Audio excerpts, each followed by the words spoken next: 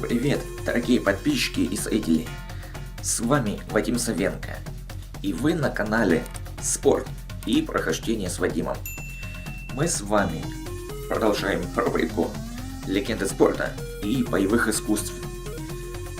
В сегодняшнем выпуске я расскажу вам о биографии Такаюки Куботы. Погнали!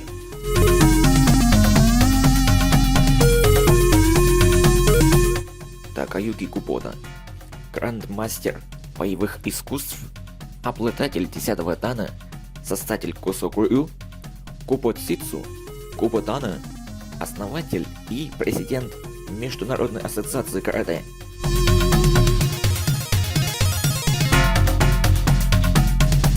Такаюки Кубота родился 20 сентября 1934 года в городе Кумамото на острове Кюсю в семье Тенциро и Сэмо Кубота. Семья Кубота была потомками клана самураев, которые за 300 лет до этого завоевали остров Окинава и запретили боевые искусства. Тенциро Кубота был мастером джиу-джитсу и цукендо. Он верил, что боевые искусства – это путь к самосовершенствованию, и позаботился о том, чтобы все его 6 детей изучили хотя бы одно из искусств.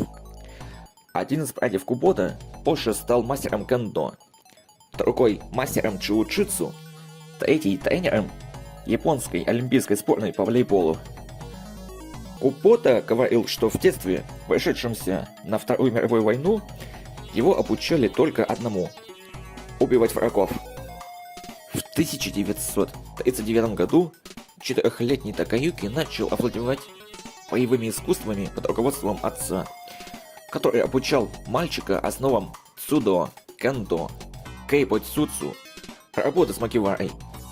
В трудное голодное военное время, когда Япония проигрывала войну и вся страна готовилась к иностранному вторжению, тренировки очень выматывали. К примеру, в день требовалось сделать по 500 ударов руками и ногами. Первый опыт в карате юный Такаюки Кубота приобрел под опекой 2 экспертов – Терата и Токунака с острова Окинава, расквартированных в их районе. В благодарность за кровь и еду они преподавали основы тоте. Готовясь к надвигающемуся вторжению, они преподавали стиль, который был жесток и безжалостен, приспособлен к реальному бою против иностранных захватчиков. Этот жесткий, быстрый стиль, который позже развился в собственную уникальную систему Куботы Косокурю. Эти занятия зародили в юном Такаюки жажду постижения боевых искусств, подтолкнули к поиску собственного пути. Он часто пропадал в близлежащих горах и много тренировался с короткой палкой. Во время Второй мировой войны американский самолет упал на поле рядом с Кумамото. У местной полиции не хватало помещений, чтобы разместить выживших американцев, и они обратились к Тенциро Куботе за помощью. Последний давно был высокопоставленным гражданским советником полиции. Кумамото, благодаря своим знаниям в области боевых искусств, Тенциро согласился разместить американцев на своей небольшой фабрике. Он обращался с ними так хорошо, как только мог. До их освобождения в 1945 году, несмотря на протесты местных жителей, разозленные бомбардировками Кумамото, они требовали пыток или даже казни заключенных американцев. Доставка пищи пленникам была одной из ежедневных рутинных обязанностей юного Куботы. Он не только приносил еду, но также общался с американцами и за это время сдружился с ними. В свободное время Такаюки Кубота часто охотился на кабанов со своими друзьями в бамбуковых лесах горы Асу. В качестве оружия они использовали палки и собственные кулаки. Это помогало не только добывать еду, но также предоставляло Такаюки возможность проверить свои навыки в боевых искусствах. Во время одной из таких прогулок был серьезно ранен его друг. Однако Такаюки Кубота смог спасти жизнь пострадавшего, донеся его до госпиталя. Купоте был присвоен черный пояс карате еще в подростковом возрасте. Принципы карате запрещают использование техники не в целях самозащиты. Тем не менее, Купота смог найти способ проверить свои навыки, не нарушая этих правил. На острове Кюсю сильно развито сельское хозяйство, поэтому ему было нетрудно найти работу на скотобойне. Обычно свиней убивали деревянным молотом, однако Купота использовал для этого свои кулаки. Он убивал их одним ударом любой руки. В детстве Купота прожил год на острове Окинава, где изучал кодзю-рю.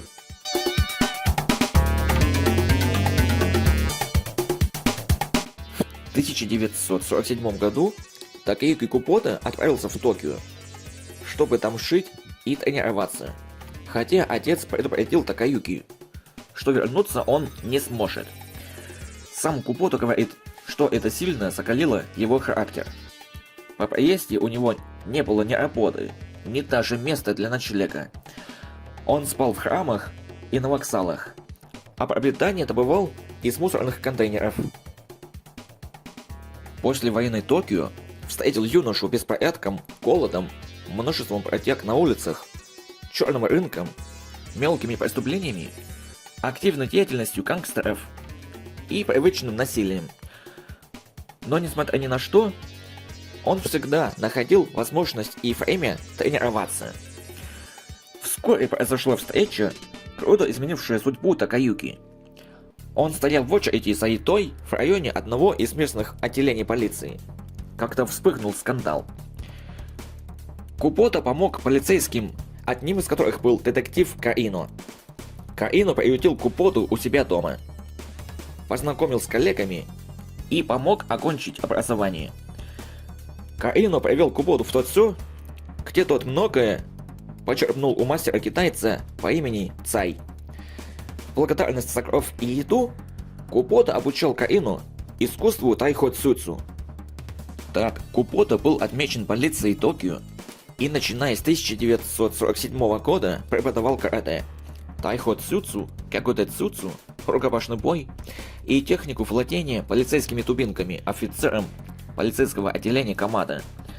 Сильная, жесткая и практичная, нисколько необычная техника Такеюки Купоты была признана полицией как идеальная для условий послевоенного Токио, где обычный полицейский не всегда мог противостоять хорошо обученным боевикам якудзы. Сторонник обучения на собственном примере, Купота, как тайный агент, бесплатно вовлекался в разнообразные опасные ситуации, чтобы проверить и доказать эффективность своей методики. Участвуя в массовых арестах, часто один, он сослужил прозвище One Man Riot Control. Известны примеры. Во время сильных беспорядков в одном из районов Токио Купоту высадили прямо в центр событий. Через час подъехало 6 грузовиков, чтобы собрать обезвреженных бунтарей. Купота смог обезвредить полдюжины вооруженных ножами грабителей, используя в качестве оружия свою обувь. Применив технику цудо, Купота спас заложницу от рук преступника и удержал его до прибытия полиции. Применив технику айкидо, он в одиночку обезвредил 4 грабителей. С помощью техники карате помог отряду полиции разрушить наркокартель. Некоторое время у Купоты не хватало денег, чтобы продолжать изучение карате в Тотсю. Тогда он ночами ходил к одной из школ карате и наблюдал за тренировками снаружи. Когда он заработал достаточно средств, продолжил свое обучение карате в Тотсю. Там он обучался вместе с Тояма Канкеном. Вместе со своим другом Джорджем Тейманом, бывшим японским чемпионом по дзюдо, Купота занимался фридайвингом. Частью их подготовки было следующее упражнение. На дне залива был специально положен большой камень. Необходимо было нырнуть с пирса и достать этот камень.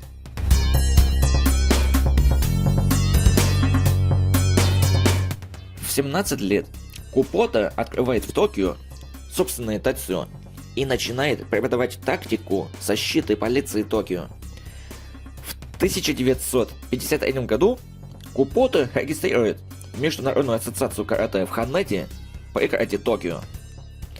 С 1955 года Соки Купота обучал и сертифицировал на многочисленных семинарах по всему миру тысячи полицейских инструкторов из 475 различных отделов и агентств, включая Интерпол, Токийский департамент полиции, ФБР, Департамент полиции Лос-Анджелеса, Американский морской корпус, армию США, военную полицию, Американскую береговую охрану, Американскую национальную гвардию, полицию Сан-Франциско, Нью-Йорка, Сиэтла, Огайо, Венесуэлы, Эквадора, Италии, Мексики и Польши. Его курсы варьируются от техники использования наручников, полевой техники до техник использования полицейских дубинок, включая модернизированную и популяризированную им тонфообразную полицейскую дубинку ПР-24.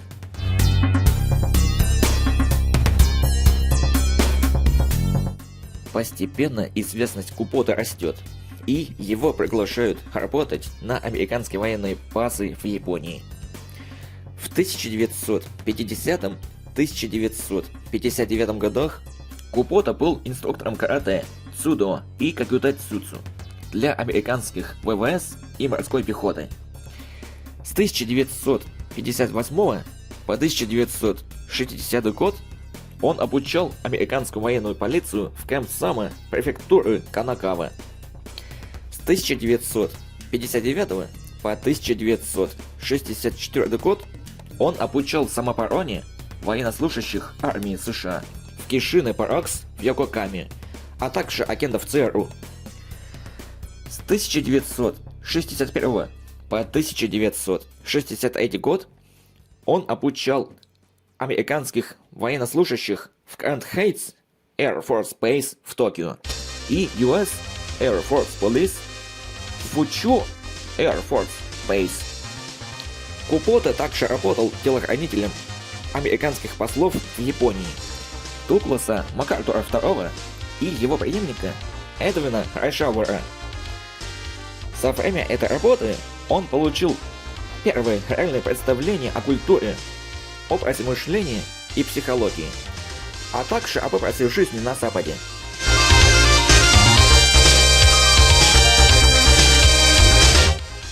За 70 лет изучения боевых искусств Купота изучил множество различных стилей.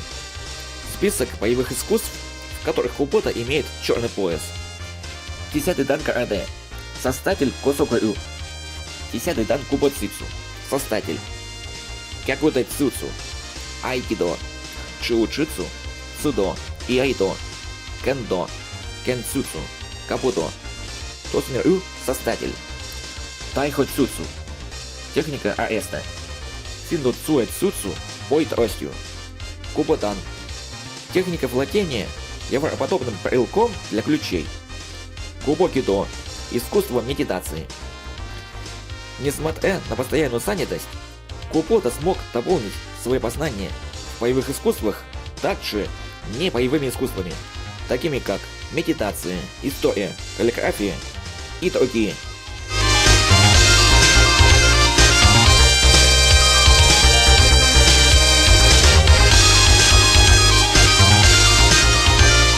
У меня на этом все.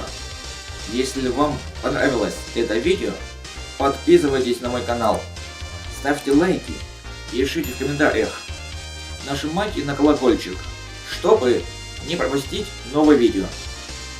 А также не забывайте подписаться на мой телеграм-канал. Также данное видео вы можете смотреть и на моем Дзен-канале. С вами был канал Спорт и прохождение с Вадимом. Всем пока!